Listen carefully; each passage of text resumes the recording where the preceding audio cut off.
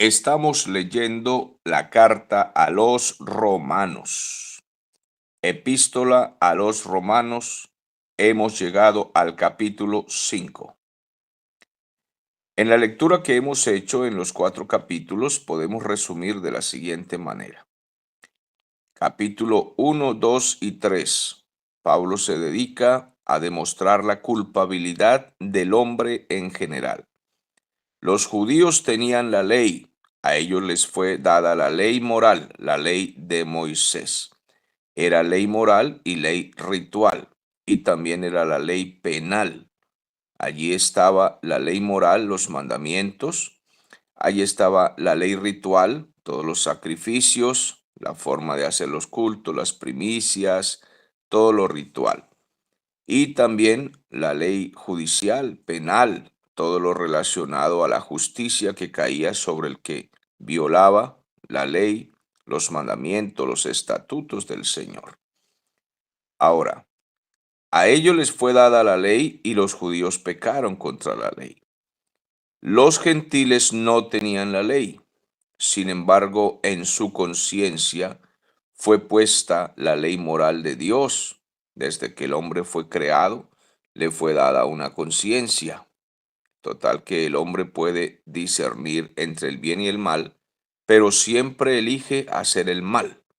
Y esto pues lo lleva a ser culpable. En el capítulo 4, el apóstol presenta ejemplos de Abraham y David. Abraham fue justificado antes de la circuncisión y antes de que existiera la ley. No fue justificado por obras, sino que fue llamado y salvado por obra soberana de Dios. Dios simplemente lo llamó, y como Abraham creyó porque el Señor puso en él la fe, entonces pudo creer. Total que la salvación vino absolutamente de parte de Dios a Abraham y le hizo promesas incondicionales, ya que si Abraham fallaba, pues las promesas se mantenían. Y Abraham sin duda falló, se equivocó. No fue que dejó de creer, simplemente que es un ser humano y como ser humano pues cometemos errores, fallamos, pecamos. Pero las promesas se mantuvieron en él. Dios es fiel a sus promesas que nos ha hecho. Luego David vino en el tiempo de la ley y David pecó también contra el Señor. Sin embargo, el Señor extendió su gracia. David creyó en las promesas que Dios había hecho acerca de la venida del Mesías, del establecimiento del reino, de un descendiente de él. David creyó a todo lo que dijo el Señor. Y el Señor simplemente extendió su gracia sobre él, le perdonó, lo mantuvo las promesas y de esa manera el Señor lo justificó. Total que tampoco fue por obras y de esa manera deja claro que todos, tanto gentiles como judíos, circuncisos e incircuncisos, somos salvados por pura gracia. Y continúa la doctrina en el capítulo 5. De hecho, la epístola a los romanos tiene mucha doctrina fundamental. Nos habla del llamamiento, de la salvación, de la predestinación, de la justificación, de la santificación. Son puras doctrinas fundamentales que deben ser creídas, estudiadas, leídas, practicadas, aplicadas a nuestra vida. Debemos aceptar esta epístola como una carta de doctrina para la iglesia del Señor. Entonces, en el capítulo 5 comienza a hablarnos de la justificación de esta manera. Dice entonces, justificados pues por la fe. Ya deja clara entonces la doctrina. Por la fe, no por obras que nosotros hayamos hechos, sino justificados pues por la fe, es decir, por medio de la fe en Jesucristo. Ahora comienza una lista de bendiciones. Quizás podemos enumerar unas 7 bendiciones gigantescas, profundas, amplias, mejor dicho, bendiciones que no merecemos. Puedo enumerar unas 7, pero como un número perfecto, porque de esas 7 se desprenden muchas bendiciones más, entonces ya se hacen incontables. tanto en esta tierra como en la eternidad. Son demasiadas las bendiciones.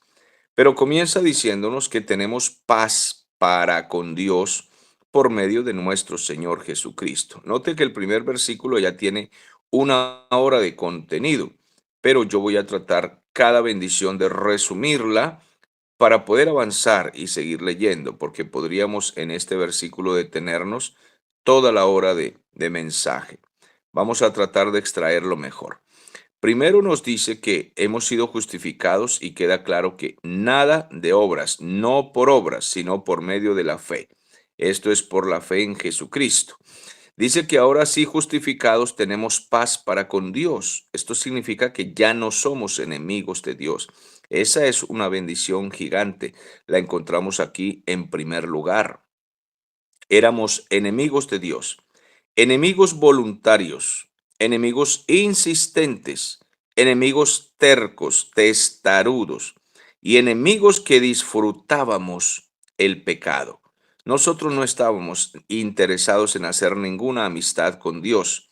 Todos los pecadores le hemos faltado al respeto a Dios. De hecho, algunos teníamos expresiones que eran blasfemas acerca de las cosas santas porque éramos unos pobres ignorantes que nos jactábamos de nuestra injusticia. Sí, quizás usted pueda recordar alguna de esas blasfemias que decía acerca de Dios. Yo no quiero mencionar ninguna, no quiero que seamos irreverentes ante el Señor, pero yo recuerdo algunas blasfemias que uno sin Cristo decía de las cosas santas, bien fuera de la Biblia o del Espíritu Santo, o esa costumbre, por decir alguna que pueda sonar aquí, le decíamos al Señor Chucho, como si estuviéramos hablando de el mecánico, como si estuviéramos hablando del compadre, ¿no? Entonces, Chucho, pa Diosito Santo, cosas como esas. Eso nos constituye en blasfemos, en faltos de respeto, en personas que no conocíamos la soberanía, la grandeza de Dios, lo formidable que Él es, lo poderoso. Además, lo santo y justo, Él podría aplastarnos a nosotros en ese mismo instante, pero Él no quiso, sino que Él nos trajo y nos trajo a tener paz con Él. Yo no sé cómo lo hizo por pura gracia y soberanía, no sé cómo hizo el milagro, el caso es que cambió nuestra mente y nuestro corazón y ahora ya no somos enemigos de Él, sino que ahora somos amigos. Tenemos paz para con Dios por medio de Cristo, que fue quien hizo esa amistad, en ese sacrificio tan terrible, tan triste, porque fue muy triste todo lo que le hicieron a mi Señor, esa masacre tan espantosa, pero fue lo que Él sufrió para hacernos amigos de su Padre, para que ahora por medio de Cristo seamos vistos como hijos de Dios, como si fuésemos hijos, cuando Dios solamente tiene un hijo, unigénito, según su naturaleza, es Cristo y nadie más sino Cristo, pero Él quiso que nosotros fuésemos amigos e hijos y nos trajo al Padre, por quien también tenemos entrada por la fe a esta gracia. Casi nada. No solamente nos hizo amigos, sino que ahora tenemos entrada a una cantidad de cosas espléndidas y maravillosas que tiene esta gracia. Porque cuando entramos a la gracia comenzamos a entender el Evangelio. Por eso les digo que aunque mencione las bendiciones como subtítulos, de allí se desprenden muchas cosas. O sea, son bendiciones incontables. Porque cuando entramos a esta gracia, comenzamos a entender la palabra de Dios que yo ni la entendía. Yo veía una Biblia como tenía mi abuela una Biblia ahí y creo que mi mamá tenía también una Biblia por ahí guardada que si la tomamos alguna vez, leímos algo, yo no entendía nada, no comprendía nada de lo que había allí, veía historias bonitas. El diluvio era para mí como el cuento de Caperucita Roja.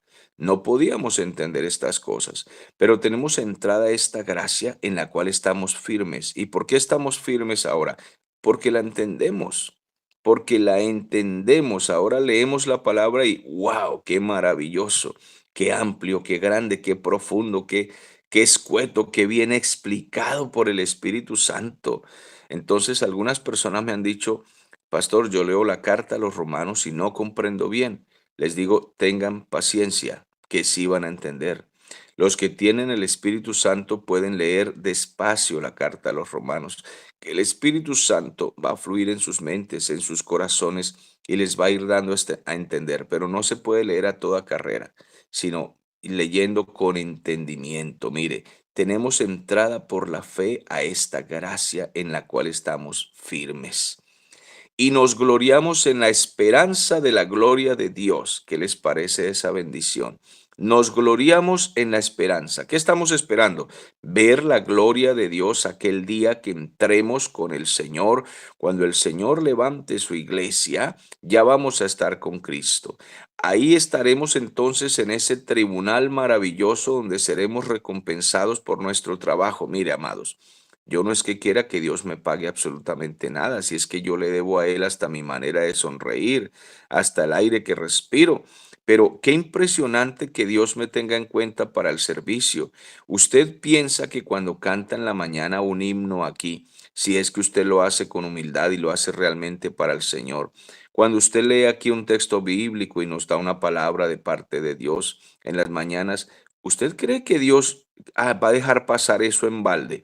Ustedes se van a llevar una grandísima sorpresa cuando en la presencia de Dios el Señor comience a contar cada una de las cosas que ustedes hicieron por su obra misionera, por su obra de evangelización, por su obra de edificación a los hermanos, y usted ya ni se acuerde de las cosas que hizo y usted diga, Señor, pero yo ni me acuerdo, ni me acordaba de eso.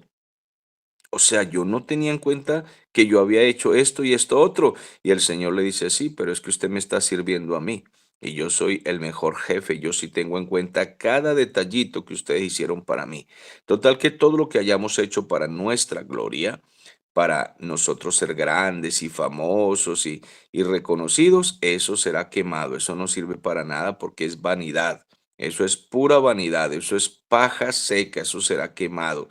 Pero aquello que hayamos hecho para el Señor, yo me levanto en las mañanas con tanto deseo de dejarles una palabra a ustedes que la puedan entender y me preparo y estudio cada tema, cada versículo. Hermanos, actualmente estoy dando diferentes clases, estoy enseñando Lucas, estoy enseñando Juan, estoy enseñando hermenéutica y estoy enseñando Romanos solamente a los que me rodean de cerca, pero por los grupos y por WhatsApp privado, mucha gente me hace preguntas de diversos temas sobre el matrimonio, sobre el ministerio, sobre los nuevos apóstoles que hay, sobre los nuevos falsos profetas que hay, temas diversos que la gente quiere que le compruebe por la palabra del Señor que es cierto, que es verdadero, que es falso, en fin.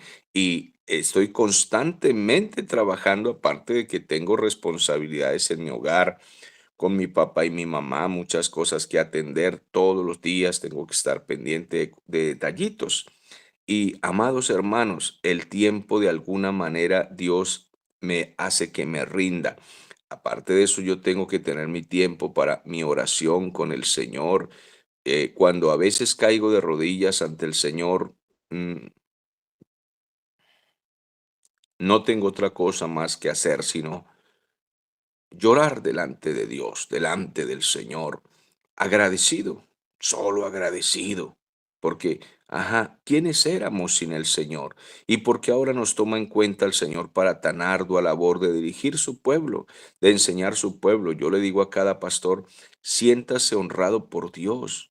Usted no merece ser un pastor, usted no lo merece, es demasiada ambición dirigir al pueblo del Señor, ser un predicador de la palabra, enseñar, usted no lo merece porque usted estaba totalmente perdido.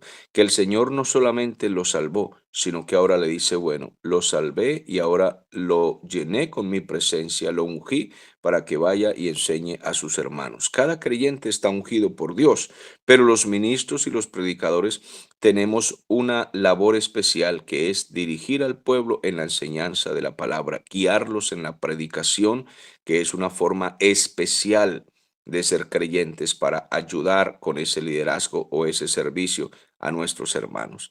Así de que el Señor nos da esta esperanza de que veremos su gloria y seremos recompensados en esa gloria. Aquí nos maravillamos de todo lo que Dios hace con nosotros, pero permítame decirles que cuando entremos a la gloria del Señor, nosotros nunca terminaremos de maravillarnos. No crean que llegamos al cielo y decimos, esto era lo maravilloso que yo iba a ver y ya se acabó todo. ¿Y qué voy a ver mañana? Ya no hay nada más que ver, esto era lo que les iba a mostrar en el cielo. No, mis amados hermanos. Eso no termina ahí. Nosotros aquí nos estamos gozando, pero al llegar al cielo, en el cielo, permítame decir cada día, aunque allá no habrá en sí ese día y noche, pero vamos a decirlo de esta manera, cada día que pase, es decir, cada maravilla que veamos va a ser como un día y luego otra maravilla es como si fuera otro día y otra maravilla otro día y en el cielo nunca terminaremos de maravillarnos, nunca. Usted se va a pasear por todo el cielo y por todo el universo y lo único que va a estar haciendo en la eternidad es estar sorprendido de que valió la pena haber resistido las acechanzas del diablo y valió la pena haberse esforzado por tantas recompensas. La salvación es un regalo, pero las recompensas serán cada cosa que veamos cada mañana en el cielo. Cada cosa que veamos es una recompensa para ti, hijo, hija mía, es una recompensa para ti. Oye, pero, oye, acabo de ver otra maravilla, Señor, es otra recompensa para ti. Y acabo de ver 4 maravillas más, otra recompensa para ti. Acabo de conocer a Abraham, acabo de encontrarme con David, acabo de saludar a Salomón. Todas esas serán recompensas y recompensas y recompensas. Nunca terminaremos de maravillarnos y de admirar y de descubrir cómo fue que el Señor organizó cada una de las cosas que hizo en la tierra, cómo fue la creación, cómo fue el diluvio, cómo fue todo aquellos misterios que nosotros quisiéramos saber, eso, cómo fueron las revelaciones al apóstol Pablo.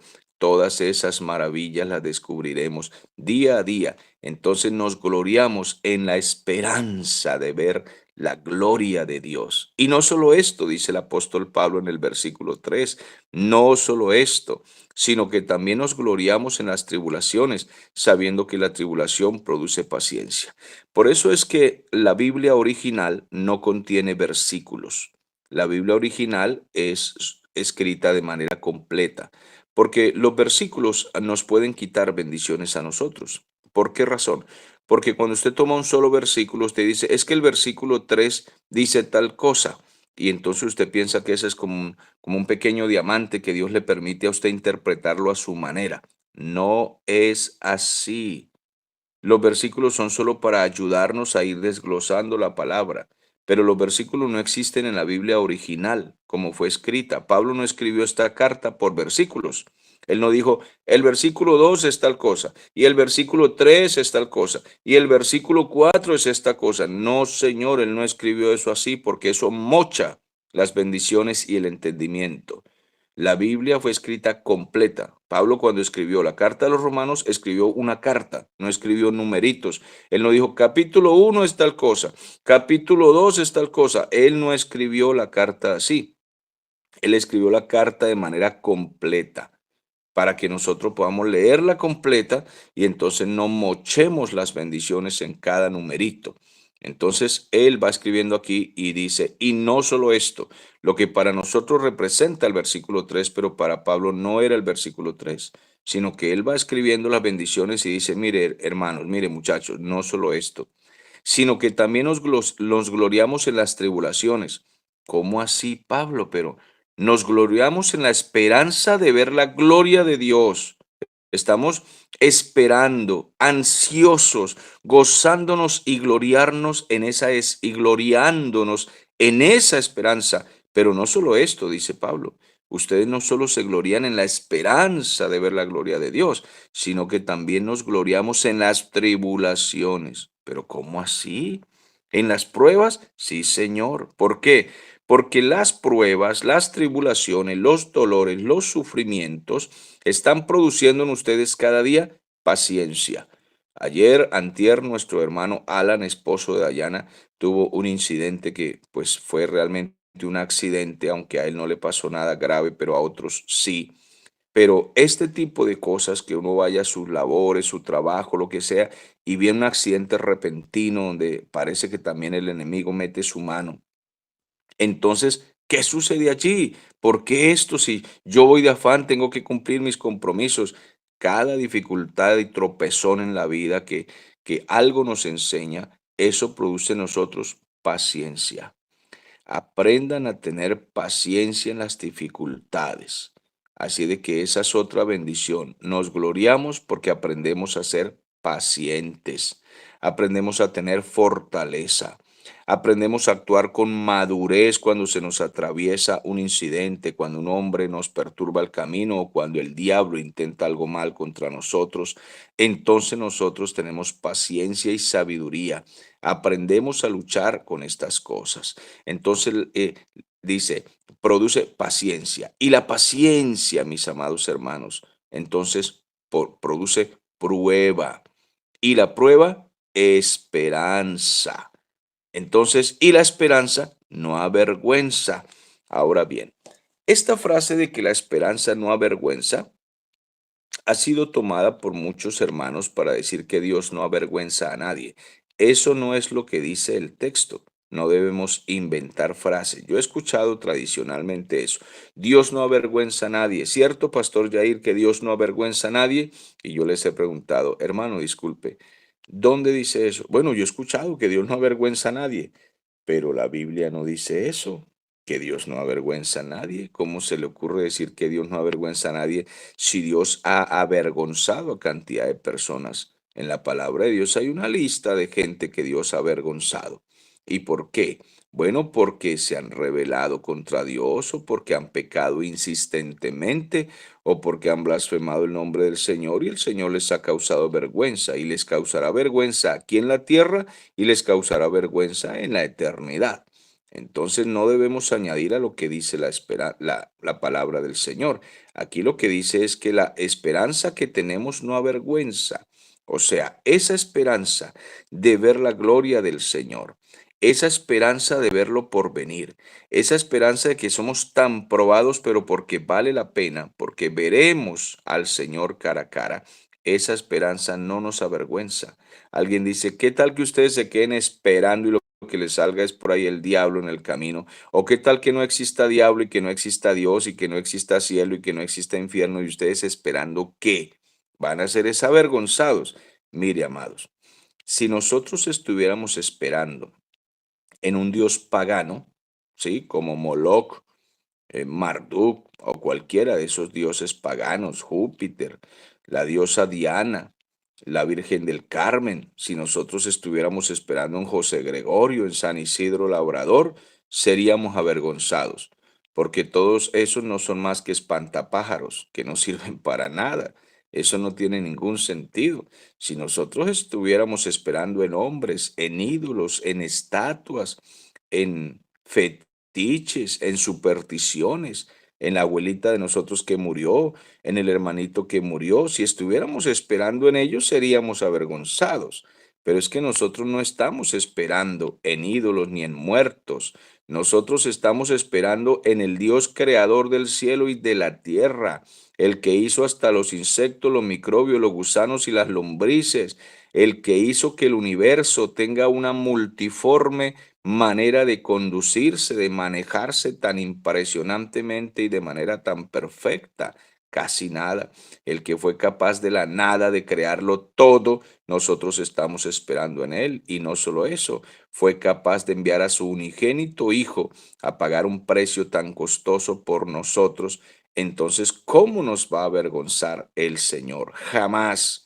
Él no nos va a dejar esperando, Él va a cumplir su promesa y nuestra esperanza en Él no nos avergüenza, porque el amor de Dios ha sido derramado en nuestros corazones por el Espíritu Santo que nos fue dado y nosotros podemos saber, dentro de nosotros podemos experimentar un cambio poderoso y un amor que no entendemos.